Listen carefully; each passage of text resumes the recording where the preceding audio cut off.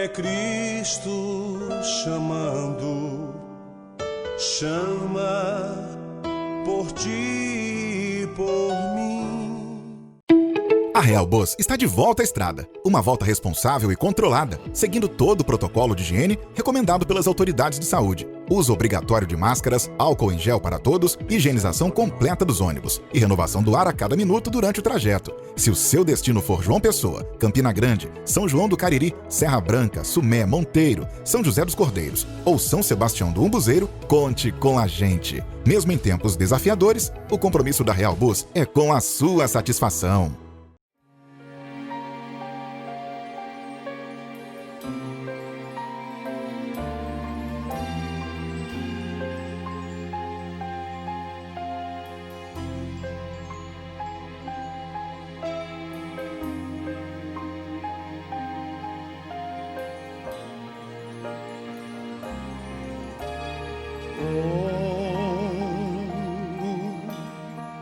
Agradecer por tudo que fizeste a mim.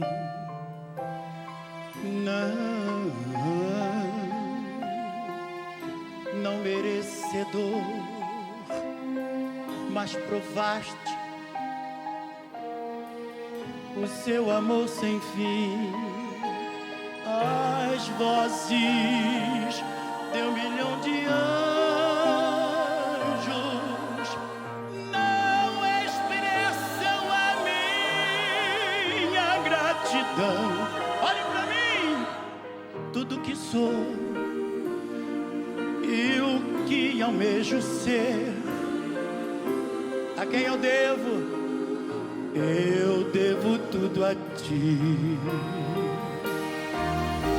A Deus, cantem conosco, seja glória, cantem. A Deus, seja glória. A Deus, seja glória por tudo que fez por nós. Com seu sangue, aleluia, com seu sangue lavou-me, seu poder transformou-me. A Deus seja glória para sempre, amém. Quero viver para ti, sua vontade obedecer.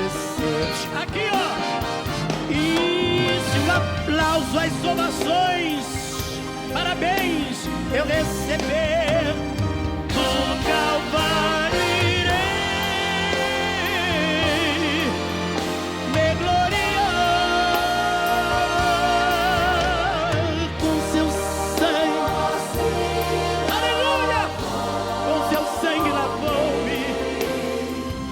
Deus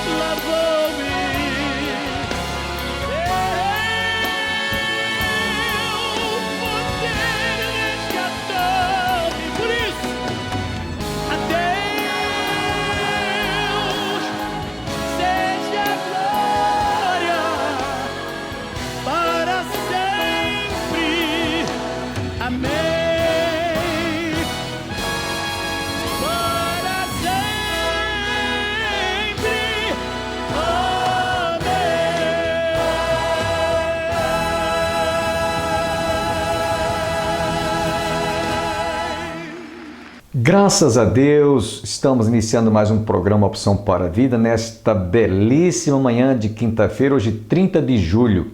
E eu espero que você tenha se deleitado com esta belíssima música interpretada pelo cantor Vitorino Silva. Dentro de instantes estaremos ouvindo hoje o nosso irmão presbítero Juarez Simão de Farias.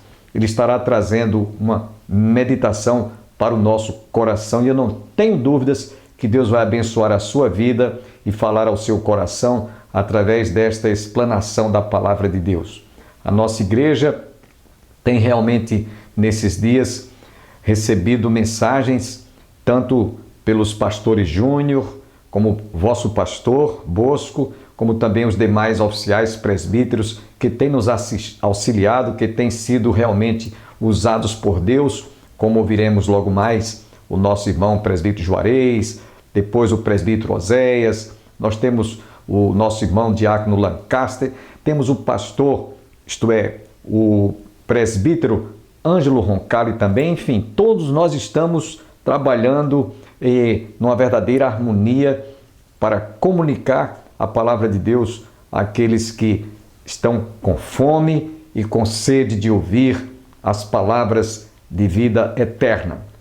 Pedro, inclusive, quando ouviu Jesus usar um sermão um pouco duro, o discurso de Jesus foi: se vocês não comerem minha carne nem beberem o meu sangue, de modo algum vocês terão parte do reino de Deus. E aí Jesus percebeu que muita gente foi se retirando, muita gente foi saindo. Ficou somente alguns apóstolos. E aí Jesus perguntou a Pedro: vocês também não querem sair, não querem ir embora? Pedro respondeu: para onde iremos nós, Senhor? Só tu tens as palavras da vida eterna. Nesse tempo de crise econômica, crise sanitária, crise política, para onde iremos? A quem recorrermos? Senão o Senhor somente. Espero que você, portanto, grave e guarde no seu coração essa brevíssima reflexão. Fiquemos agora com o presbítero Juarez, trazendo a primeira parte desta mensagem que eu acredito vai falar profundamente ao seu e ao meu coração.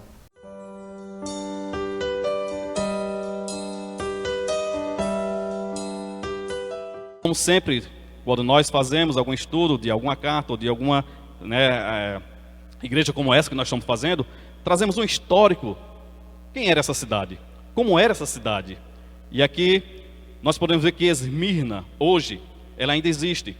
E ela é conhecida como a cidade de Izmir. Então ela fica na Turquia, é a terceira maior cidade da Turquia. E o segundo mais importante porto do país. Ou seja, lá tem um porto importante para que ela possa continuar esse fluxo da negociação do mercado na cidade lá, nas cidades da Ásia. E a antiga cidade, ela foi destruída, como diz aqui, pelos lídios nos anos 600 a.C., mas foi reconstruída pelos gregos no final do quarto século. Ou seja, a cidade de Esmirna, ela existe entre o primeiro século, o segundo século e o quarto século.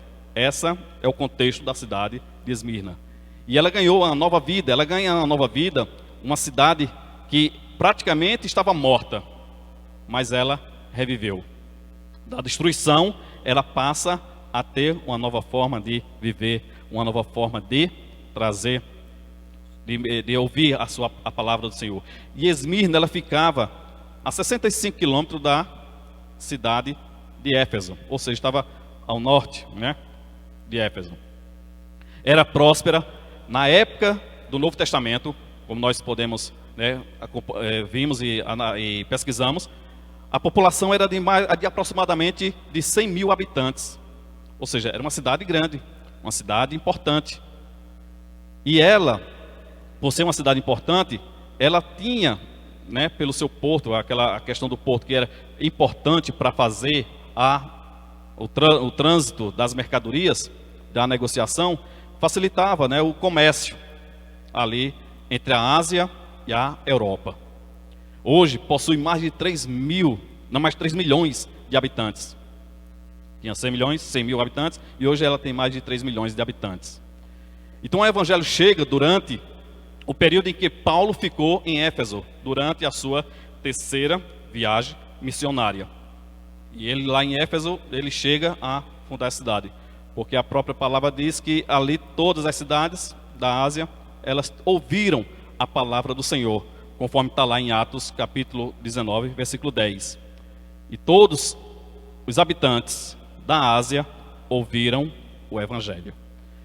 Então o evangelho foi pregado, o evangelho foi disseminado na região, e essas igrejas elas tinham uma importância daquilo que elas faziam. Ouviram a palavra do Senhor. E cada uma delas tinha uma particularidade. Assim como nós vimos que a igreja de Éfeso, ela deixou o primeiro amor. Ou seja, era uma igreja que, como nós vimos pelo nosso presbítero, ele disse que a igreja, ela é uma igreja que ela era rígida. Ela até repreendia aqueles que estavam sendo mestres falsos dentro da igreja. A exemplo dos nicolaítas. Foi isso que nós ouvimos. E eles pregavam o que, os nicolaítas? Pregavam ou expandiam justamente a idolatria e também a imoralidade. E era isso que eles queriam pregar. E a igreja de Éfeso, sabendo disso, tira esses do contexto, ou tira isso do meio da igreja. Era uma igreja severa, era uma igreja que trabalhava, né, pela a disciplina e trabalhava também pelo andar na linha. Mas ela é alertada. Jesus diz que a igreja, ela perdeu o primeiro amor. Ela deixou o primeiro amor. E aí ele faz um alerta que ela volte ao primeiro amor. Ela tinha essa falha. Mas a igreja de Esmirna é diferente. Além de ser uma igreja sofredora, como aqui no próprio texto que nós lemos, que vocês puderam perceber, era uma igreja sofredora perseguida pelo Império Romano, que via neles uma forma de querer persuadi-los, tirar algo do que eles tinham, os impostos, talvez, a perseguição, a pressão, a opressão. E aí se tratava de uma igreja pobre, talvez pobre materialmente, mas tinha o espírito no Senhor. Então essa perseguição dos romanos, ela vai entre o ano 100 até o ano 312. E procurando saber, ou ver, o que significa Esmirna. E Esmirna significa amargo, amargura. Mas a raiz da palavra vem de mirra. E como nós sabemos que a mirra era um dos componentes que servia para embalsamar os mortos, como está lá em João capítulo 19, versículo 39. E mirra também era o perfume de uma planta, cujo processo para tirar o perfume da planta, ela precisava ser o quê? Espremida, esmagada. E aí saía daquela planta o perfume, saía o líquido para fazer o perfume. E daí nós podemos ver que alguns mártires dessa igreja de Esmirna, eles vêm a sofrer perseguição, eles vêm a sofrer justamente opressão, não só de um lado, não só do lado do Império Romano, mas também dos judeus, que é o alerta que Jesus faz aqui. E parecia que era dos seus, mas eram sinagoga de Satanás. Ou seja, Esmirna estava sendo exprimida dos dois lados, tanto do Império Romano, como também dos judeus. Ela estava sendo esmagada, exprimida. Ela estava sendo, muitas vezes, tolhida da liberdade de falar da palavra do Senhor, de professar, de andar nesse caminho. Então aqui quando diz que exala esse perfume, que ele era esmagado, então diz que quanto mais era esmagado, quanto mais era espremido, mais o aroma, mais o perfume de Cristo era prosperado, era expandido. Então é isso que a igreja, ela representa para nós. É uma igreja sofredora, uma igreja perseguida, mas era uma igreja que não deixava de seguir os caminhos do Senhor. Então aqui no João, quando ele escreve essa carta, ele escreve porque o Senhor pede para que ele escreva, para que ele mostre para essa igreja qual é as suas qualidades. O Senhor não achou nenhum defeito nessa igreja. Pelo contrário, só tem elogio a fazer dela. E aqui nós podemos também trazer para vocês alguns mártires na época dessa igreja, entre o século I e o século IV. Para vocês terem ideia, a Esmirna tinha alguns homens, a exemplo de Inácio, no ano de 115 depois de Cristo, ele foi jogado aos leões. Em 156 depois de Cristo, Policarpo, bispo da igreja de Esmirna, foi preso e levado à arena para negar Jesus. Imagine um cristão, um bispo, ele é preso, é levado à arena para ser comido pelos leões. E aqueles que assistiam aquelas cenas, nós vemos muito isso nos filmes romanos, nos coliseus. Aqueles que assistiam aquelas cenas, daqueles homens sendo comidos pelos leões, devorados, mas não negavam a Cristo. Outros queimados. Mas muitos aceitavam o Evangelho, muitos aceitavam a Cristo através desse processo. Quanto mais a igreja sofria, mais ela crescia. E aí ele é jogado aos leões. E Policarpo, ele é perseguido, ele é levado à arena para negar Jesus. Porém ele disse, por 63 anos, eu sirvo ao meu Senhor e ele nunca me desamparou. Como posso negá-lo agora? E aí é um exemplo para nós como igreja, que muitas vezes, diante de qualquer dificuldade, diante de qualquer pressão ou opressão, as pessoas começam a questionar o nosso comportamento como cristão. E oferece até algumas coisas para que você negue a Cristo, para que você deixe esse caminho, para que você siga uma outra orientação. E muitas vezes, por um interesse, por algo que você quer como posição, seja ela de status ou financeira, você nega Cristo pelos seus atos, pelo seu comportamento, por coisas pequenas. Esses homens perdiam a vida, davam a vida pela igreja. Um exemplo para a nossa igreja, um exemplo para nós como cristãos. Como é que nós estamos andando? Como é que nós confessamos a Cristo? Que Cristo nós confessamos? E ele diz, como posso negá-lo? Policarpo foi queimado vivo em seguida. Brandina, uma jovem escrava que após ser torturada tremendamente, ela foi questionada. Vais negar? Respondeu, não, um cristão não pode reconhecer o pecado. Ou seja, Brandina estava dizendo para nós, ou para a igreja, ou para aqueles cristãos, que jamais eles deveriam negar a Cristo, jamais eles deveriam negar o seu nome, jamais deveria aceitar o pecado, porque se nega a Cristo, ela reconhece o pecado, ou seja, é mais forte do que aquilo que Cristo oferecia. O amor de Cristo, ele é maior. O amor de Cristo nos constrange. O amor de Cristo nos alcança, muda e faz com que nós andemos em um novo caminho. As coisas velhas passam e tudo se faz novo. Talvez esse pensamento, essa visão que estava na cabeça dela, era isso. Estou indo para o lar, estou voltando para o lar, estou subindo para o lar. E muitos mártires tinha esse tipo de comportamento, esse tipo de atitude. Então era isso que estava no seu coração. Quanto mais a igreja era perseguida, mais ela crescia. O versículo 8, ele diz aqui, o próprio Senhor, ao anjo da igreja em Esmirna, escreva, Essas coisas diz o primeiro e o último, que esteve morto e tornou a viver. O que Jesus está querendo dizer para a igreja: não se preocupe, você pode até morrer, você pode até perder a sua vida, mas você vai viver. O crente nunca enfrentará a segunda morte. Era isso que Cristo está querendo dizer para a igreja. Não se preocupe, você não vai passar pela segunda morte. Vai estar na glória com Cristo, vai estar com Ele reinando. Então, como Cristo se apresenta à igreja sofredora, Ele lembra a ela que também esteve morto. É aqui que ele diz no versículo 8, ele esteve morto e reviveu. Ele venceu a morte e ele vive eternamente. É essa vida que o cristão deve buscar, que o cristão deve estar com seus pés firmes nesse caminho. É essa vida.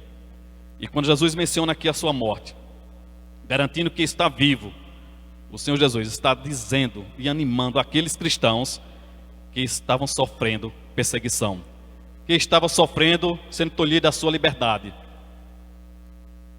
Nada está fora do olhar de Deus, nada está fora do seu olhar.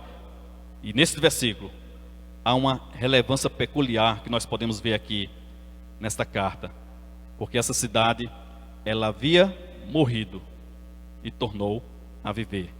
E Cristo diz isso: eu estive morto e tornou a viver. Esse que esteve morto tornou a viver. Ele está querendo dizer isso para a igreja: não se preocupe, mesmo que tenha que perder a vida, continue firme, continue confiando. E o que nos chama a atenção nessas palavras dirigidas a essa igreja é o que Jesus viu nessa igreja. Qual é a exortação que ele traz para essa igreja? Qual o convite e a recompensa que ele oferece? E o próprio Jesus está falando para a igreja. O versículo 9, ele traz justamente essa esperança. Quando Jesus chega a dizer: conheço a tribulação pela qual você está passando. Queridos, isso é maravilhoso, o Senhor dizer isso para mim e para você. Eu conheço o que tu está passando, conheço as tuas lutas, sei das tuas dificuldades. Ele está dizendo: sei da sua pobreza, embora você seja rico. Ou seja, como é que pode a pessoa ser pobre e ser rico? Ele está dizendo: a tua pobreza, materialmente, não quer dizer nada, mas aquilo que eu estou vendo é a riqueza espiritual. É aquilo que está no seu coração, aquilo que está na sua vida, no teor daquilo que você fala.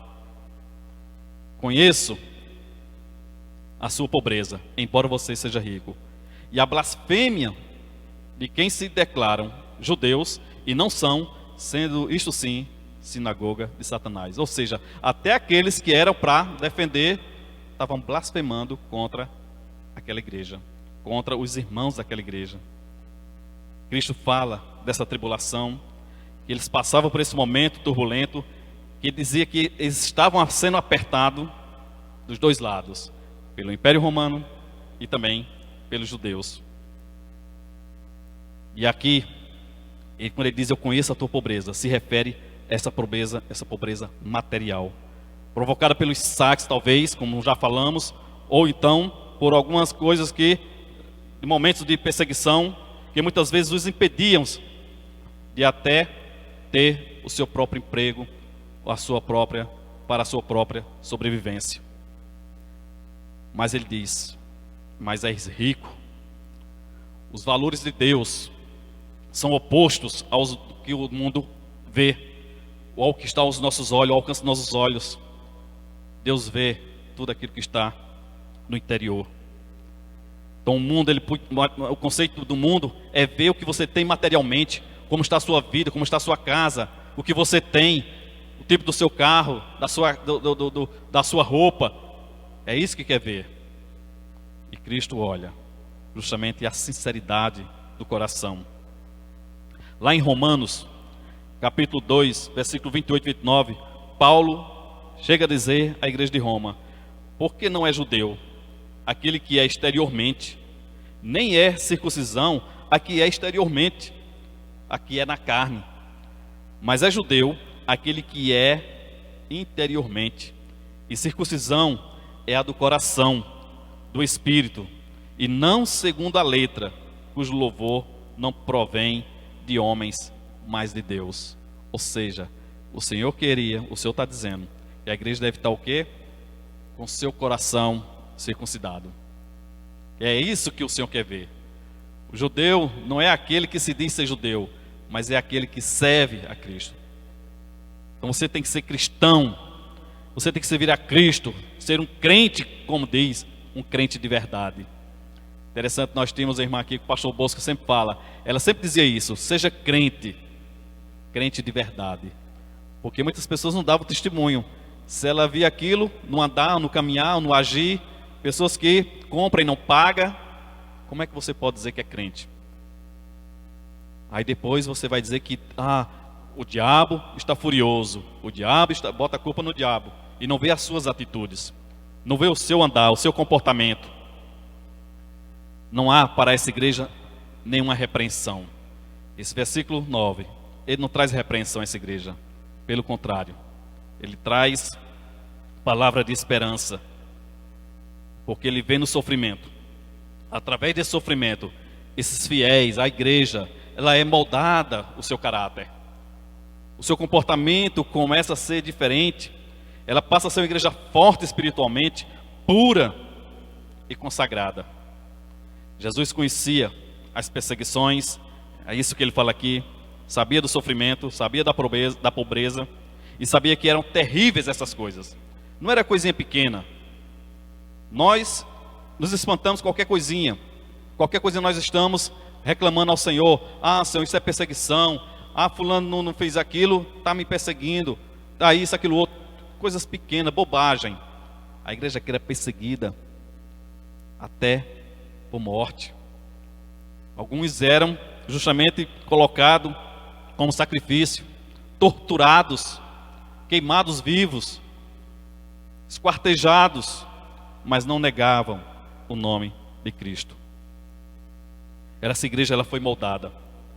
E eles perderam tudo, ou não tinha nada, mas pagava com as suas próprias vidas, quando aqueles que vinham atrás das finanças. Eram ricos espiritualmente, sem ter nenhum tesouro, mas o tesouro espiritual, que não pode se perder. Esses, eles não perderam. Esses, eles continuaram a buscar. Tiago, capítulo 1, versículo 2 ao 4, ele diz: meus irmãos, tende por motivo de toda alegria o passardes por várias provações, sabendo que a provação da vossa fé, uma vez confirmada, produz perseverança. Ora, a perseverança deve ter ação completa, para que sejais perfeitos e íntegros, em nada deficientes.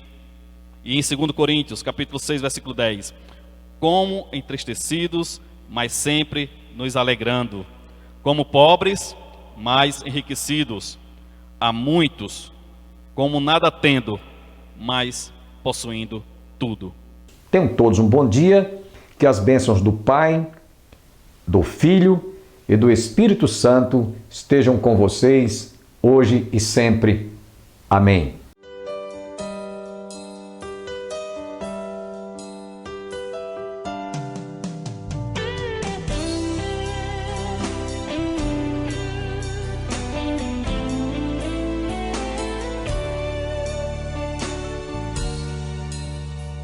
Manso e suave é Cristo chamando, chama por ti, por